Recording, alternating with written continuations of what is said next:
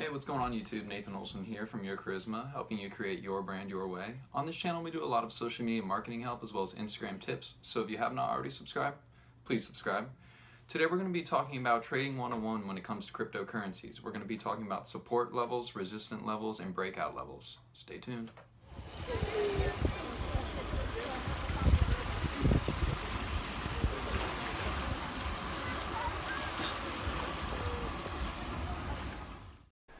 Hey, what's going on YouTube? Welcome back. We're sitting on my computer and I just want to go over a couple things that I think are very important when it comes to trading cryptocurrencies. What you want to look for is support and resistance zones as well as breakout levels that have potential serious 15, 20 to 30% on your money. These are the levels that you want to look at. You want to be concentrating on these types of support and resistance zones, because then it tells you how the price action is going to act based off past history. Because really the stocks are very repetitive. They create constant flows that they like to stay within. Their breathing is very consistent. And I just want to take a second to show you guys something. You see how Bitcoin starts up high and it drops all the way down to $16,300. These $1,000 dips and drops are constant in Bitcoin. Every time it gaps up about $2,000, we can see a $1,000 drop almost immediately, followed by another. It'll usually come back a 50% bounce, and that you can make, if you have one Bitcoin, you can make $500 or easily $750. That's everything. I mean, if you can make 2 of those plays a day, I mean, every day you're making $1,000, and these plays are very consistent. I've seen them over the past 3 days, and Bitcoin has been gapping up by $2,000 or $3,000, and every time it does, I know that that drop is going to be enormous. So it's all about being prepared and checking that past history and understanding that there are levels that, or market trends rather, that tokens follow. They like to stay consistent. It's something about the way that just the market develops. And we're going to dive more into resistance and support zones. I just wanted to show you guys this chart, and remember this chart, because if you don't think tokens mimic each other, a lot of crypto tokens play off Bitcoin's price action. So we can see that when Bitcoin drops, other coins drop, and we're going to take a second and jump into that, and I'll show you exactly what that looks like. Market trends are consistent. A lot of crypto tokens play off the price action of Bitcoin. We can see examples of this at, this is Bitcoin Cash, and today's date is 12/19. It's approximately 12:31 p.m. Eastern Standard Time. And we can just see as Bitcoin dropped, that $1,000 drop, Bitcoin Cash reacted exactly the same way. It bounced up, it bounced down, it went up, it bounced down again, and it came right back up, hitting key support levels. And here it is again on the crypto token Binance. It's crazy how often this repeats itself. Even on the Neo crypto token, we can see that it drops down exactly in the same fashion. It gaps up a couple dollars and then it drops back down. It's a repetitive process that once you understand that these markets and trends and crypto tokens play off each other, that they're synonymous, you can actually make a lot of great returns. And the ability to invest money, say you don't have enough for a Bitcoin. Binance Bitcoin was trading at $5. Ethereum is at $600. This right here, Neo, is only at $65. So you can get in a $100 share, $100 shares for a $6,000 investment. That may sound like a lot, but when you're making 15 or 20% on your money playing these trends that are so consistent in the market, it's kind of ridiculous when people say that I don't feel like gambling away my money. It is like a win and lose scenario. You are, but when you're cutting your losses quickly, the losses don't nearly add up to the amount of wins that you'll be receiving, because you'll be ready.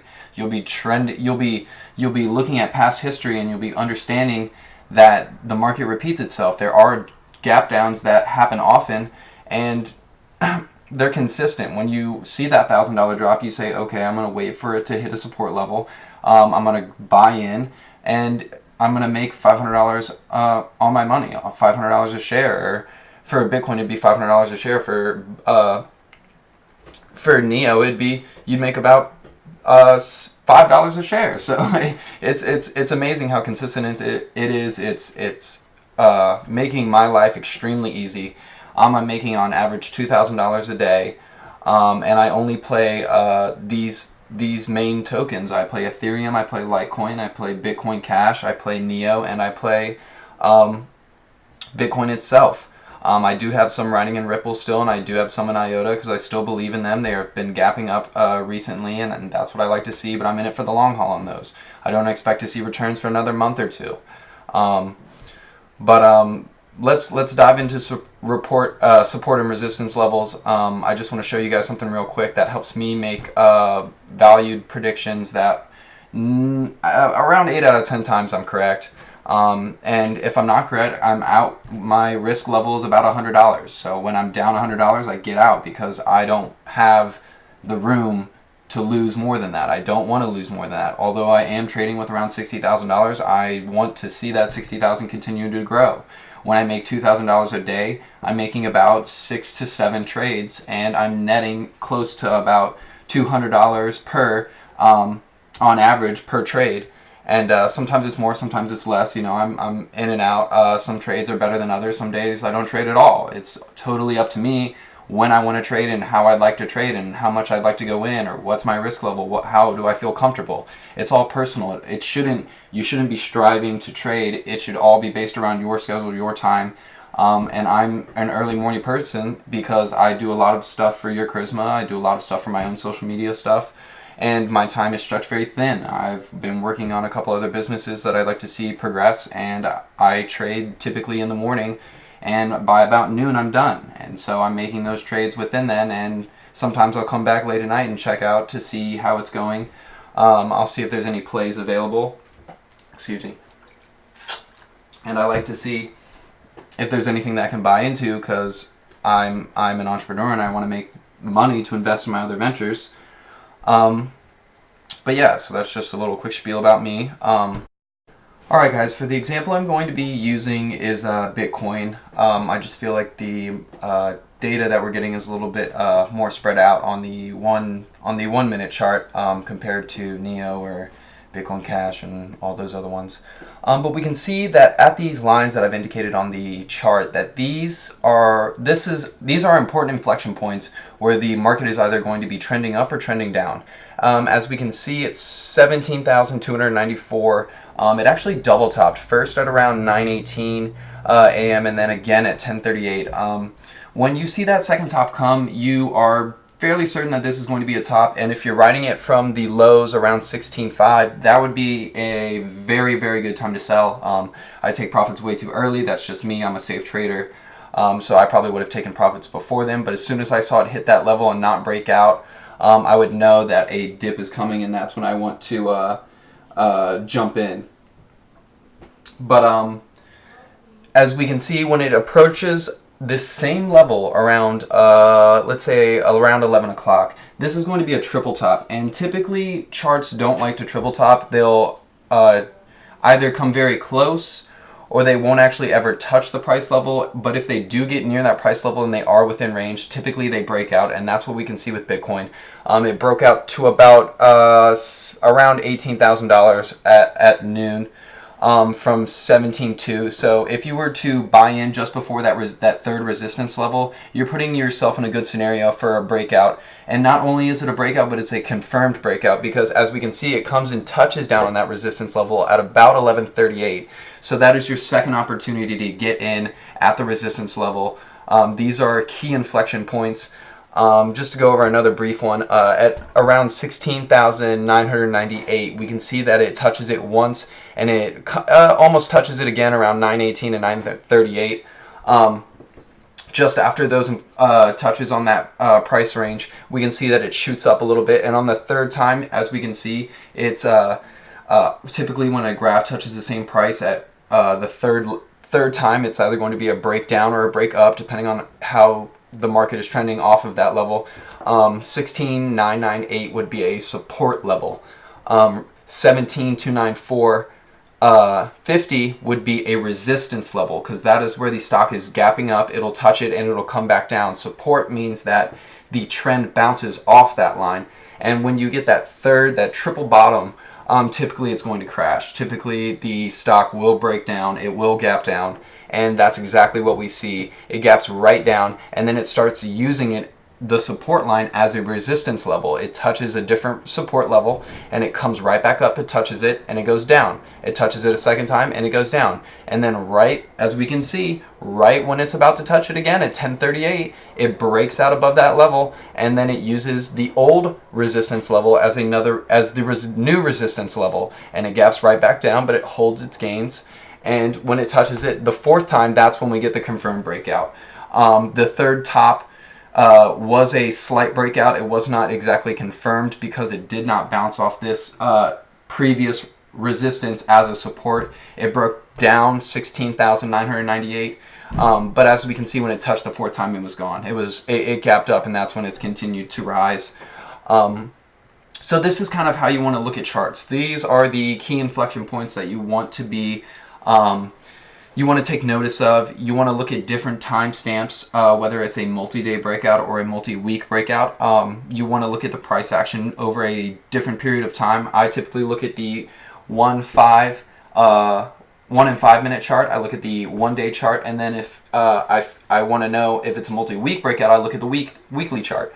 And these are important time charts to look at because they give you an idea of how the stock will react based on a long-term level. Bitcoin has been consistently gapping up over the past month, so it continues to rise. So typically when I buy in at an extreme low, I'm not too scared of it dropping any farther because as I've seen, it's a key inflection point where it's using it as support, not resistance. And if I buy in, if I bought in it today at 17.4 just because it was off its highs yesterday of 19.4, that's a $2,000 dip off yesterday's highs, and today it's making its way back up. It's all the way up to 18,000 right now as we're shooting this video, and it's continuing to rise.